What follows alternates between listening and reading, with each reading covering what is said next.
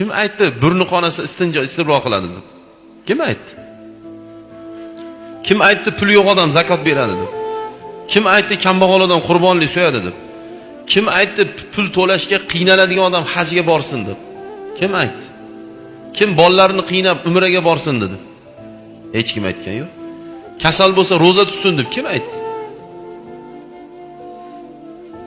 Bizga qiyinmi? Uni qilma degan. Sajda qiyinmi? Ishora qilib o'qi. Bo'pti, sajda qilma. Doktor egilma deyaptimi?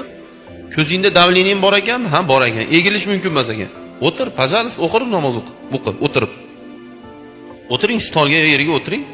Jicha egiling ruku bo'ladi. Undan jicha ko'proq egiling sajda bo'ladi. Bo'ldi, tamom. Oyog'im kasallangan suv teg'ish mumkin emas. Bo'ldi, to'xtating. O'ng oyog'ingiz yuvsiz bo'ladimi? Ha, yuvsa bo'ladi. Chap oyog'i suv teg'ish bo'lmasa ekan. Shunday chap oyog'ingizga navbat kelganda ustiga bitta latanimi, paypaqdimi kiyib, shu mas torting, bo'ldi, tamom.